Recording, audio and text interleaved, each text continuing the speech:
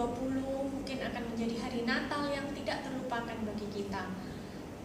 Tahun lalu Natal dirayakan dengan dekor yang sangat indah, acara yang begitu meriah, dan jemaat hadir dengan penuh sukacita. Hari ini, kalaupun dihias, yang dapat dilihat hanya yang terekam di kamera.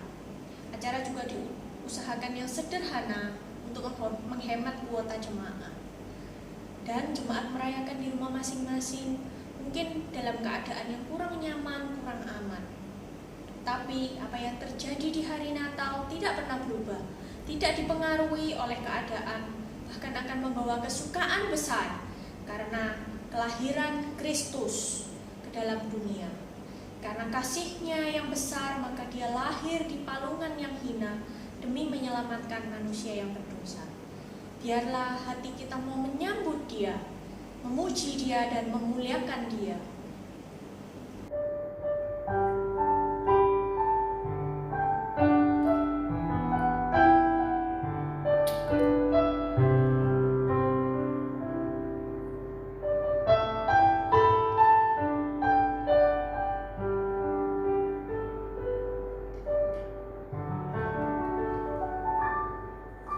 Seperti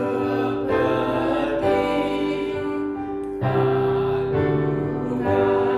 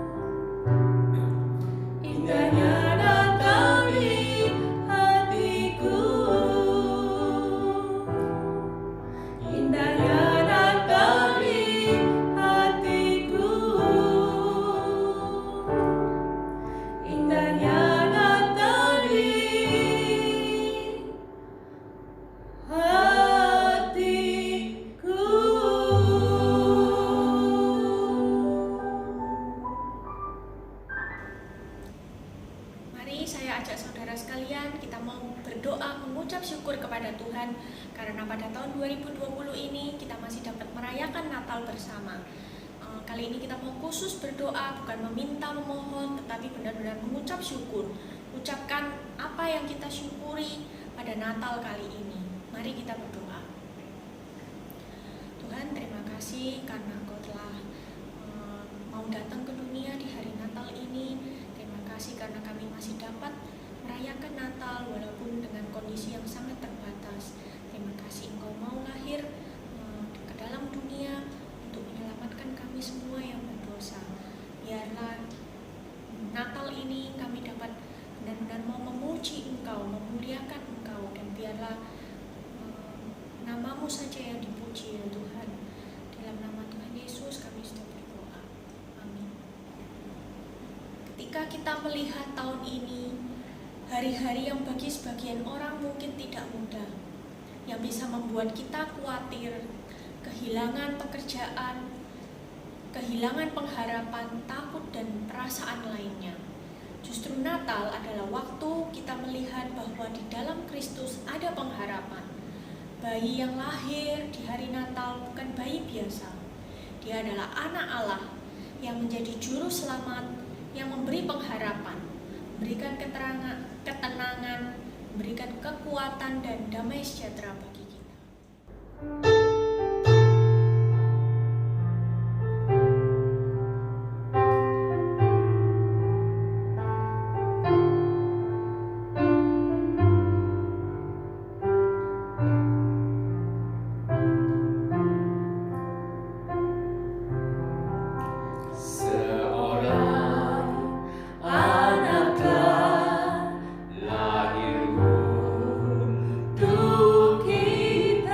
So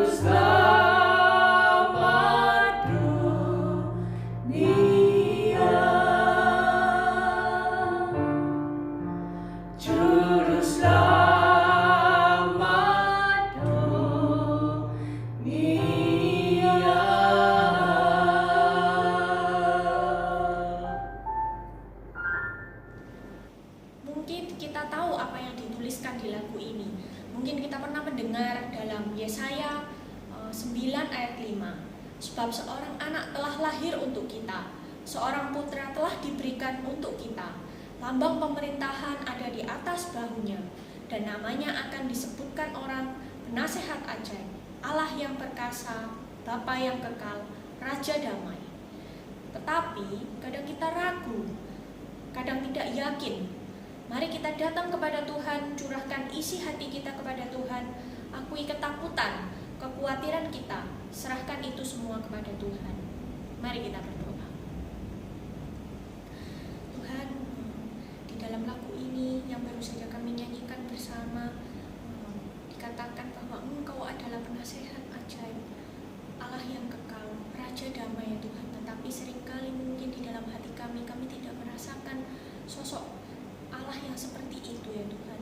Kiranya Engkau yang tahu isi hati kami masing-masing, kiranya Engkau yang tilik hati kami, apa yang kami takutkan, biarlah kami dapat benar-benar menyerahkan semua kekhawatiran, keresahan kami, ketakutan kami, apa yang membuat kami khawatir ke dalam tangan-Mu ya Tuhan. Hanya Engkau yang dapat memberikan kedamaian dan juga sukacita di dalam hati kami. Hanya Engkau ya Tuhan yang dapat menghapuskan kekhawatiran dan juga ketakutan di dalam hati kami. Kali ini kami mau benar-benar menyerahkan ya Tuhan apa yang jadi ketakutan dan kekhawatiran kami itu ke dalam tangan-Mu. Di dalam nama Tuhan Yesus kami sudah berdoa. Amin.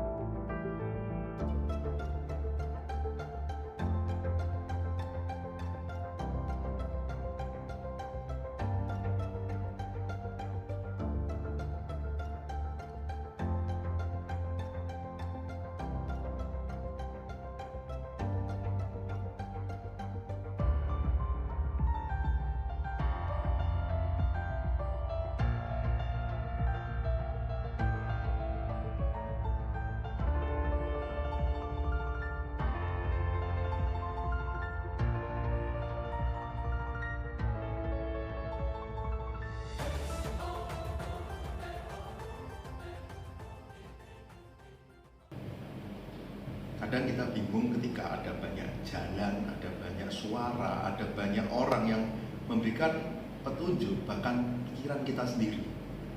Kadang kita akhirnya memilih jalan yang salah, sehingga kadang kita tergeletak, kita jatuh, kita semakin jauh dari Tuhan.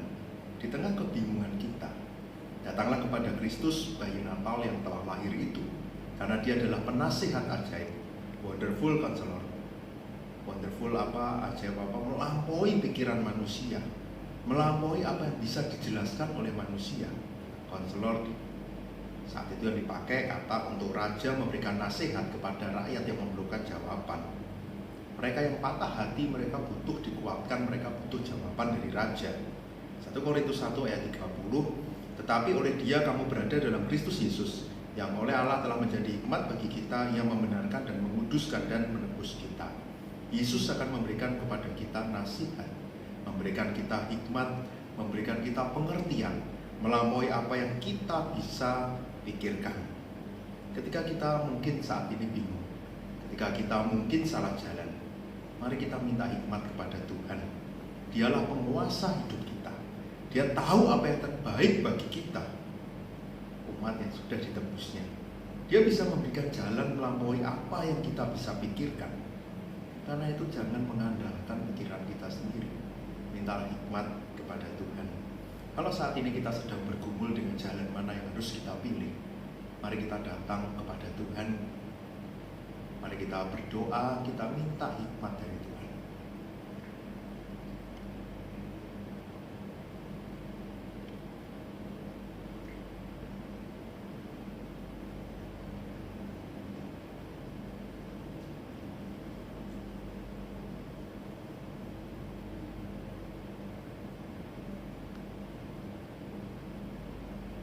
Tolong kami Tuhan, berikan kami hikmat supaya kami mengerti apa yang menjadi kehendak Tuhan. Di dalam nama Tuhan Yesus kami berdoa. Amin.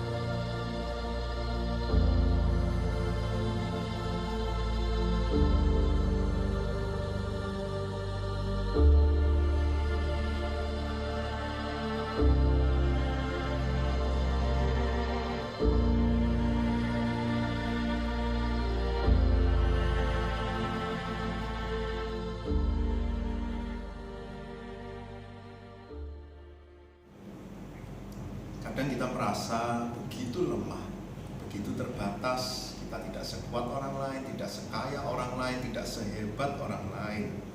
Akhirnya kita merasa hidup begitu menyedihkan karena kita begitu lemah.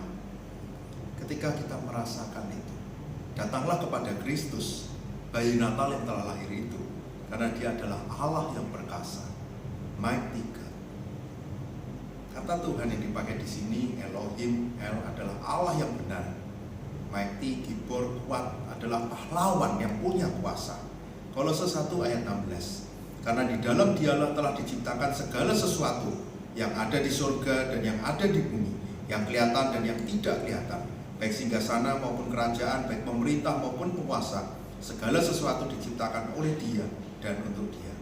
Yesus akan memberikan kepada kita kuasa untuk melakukan pekerjaan Tuhan, untuk menjadi saksinya. Siapapun kita yang mungkin kita merasa aku lemah, aku tidak sehebat orang lain. Kalau Tuhan mau pakai kita, Dia akan menguatkan kita untuk melakukan rencananya. Dia akan terus menyertai kita. Dia akan terus menguatkan kita. Kuasanya yang memampukan kita. Karena itu jangan takut. Kita harus terus kuat. Kalau kita sedang mengalami hal ini, mari kita berdoa minta kekuatan dari Tuhan. Tentu bukan untuk membalas supaya kita menjadi lebih hebat, kita menjadi lebih kuat, menjadi sok-kuat. Tapi paling tidak, Tuhan, aku mau berjuang, aku mau bertahan meskipun berat. Aku mau setia sampai akhir melakukan kehendak Tuhan. Mari kita berdoa minta kekuatan dari Tuhan.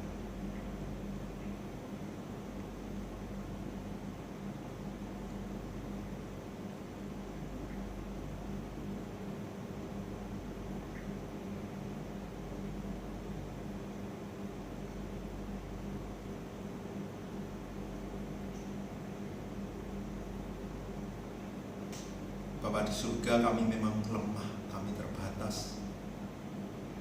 Kami perlu kuasa-Mu. Kuatkan kami, pakai kami menjadi alat-Mu. Di dalam nama Tuhan Yesus kami berdoa. Amin.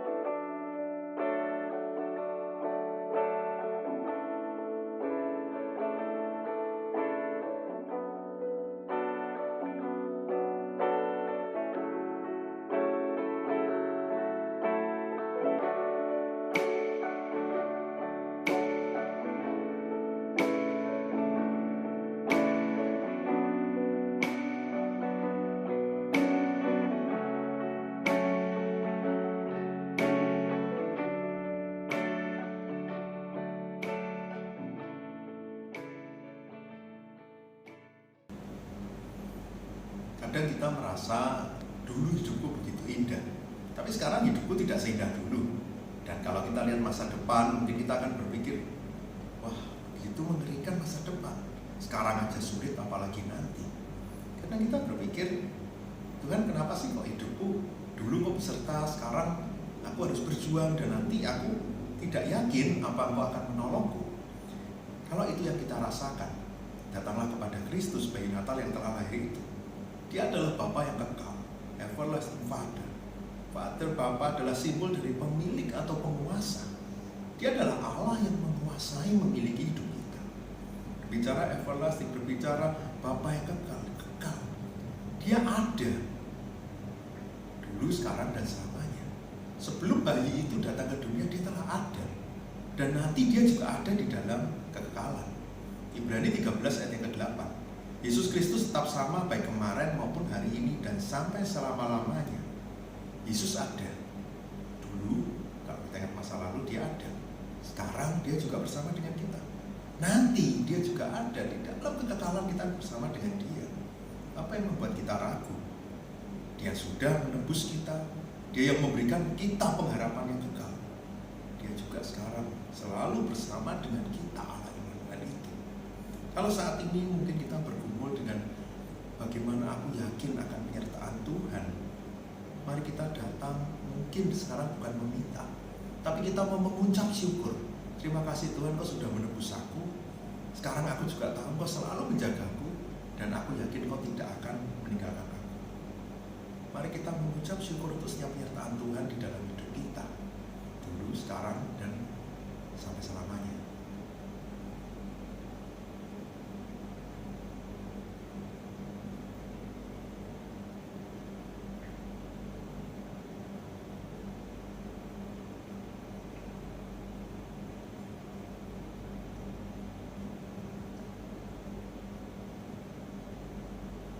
Terima kasih Tuhan, Kau sudah menebus kami. Kau juga Allah Immanuel yang sekarang ada bersama dengan kami.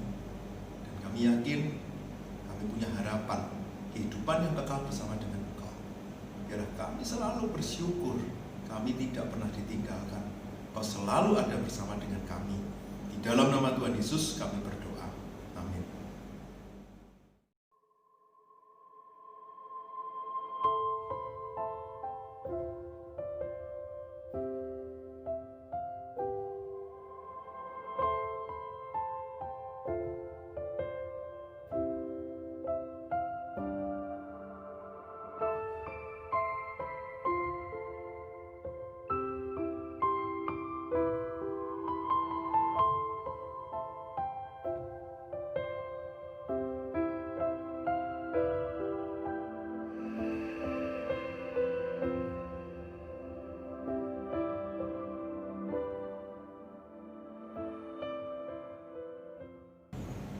Kalau tadi kita melihat ada orang yang bingung, ada orang yang sedih, merasa lemah, ada orang yang bingung dengan masa depannya.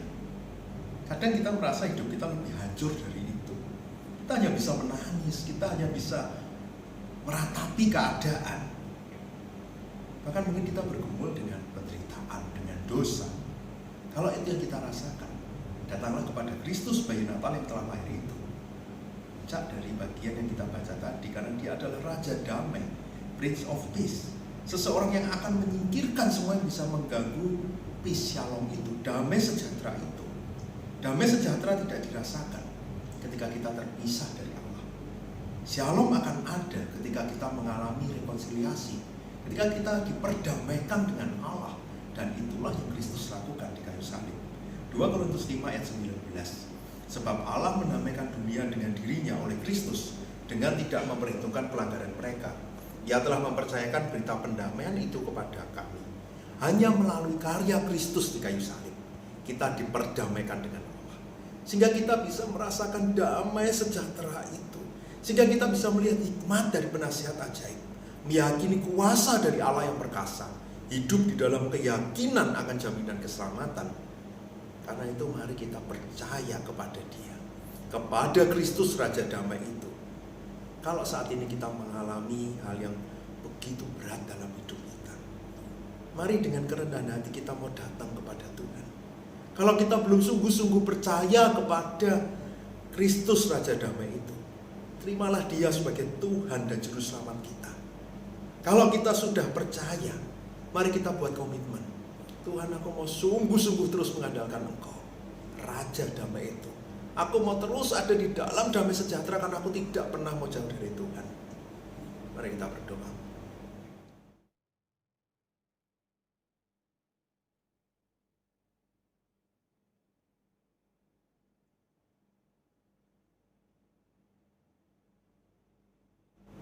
Bapa di surga, terima kasih untuk Natal yang kami boleh rayakan. Bayi yang lahir itu bukan sembarang bayi, tapi dia adalah Tuhan, nasihat ajaib, Allah yang perkasa, Bapa yang kekal, Raja damai. Kami tahu ketika kami sungguh-sungguh mau percaya kepada Engkau, hidup kami akan berbeda. Kami punya pengharapan, kami punya keyakinan akan masa depan kami. Kami akan mengerti apa yang Engkau mau, kami bisa dipakai menjadi saksi-Mu. Karena itu tolong kami Tuhan.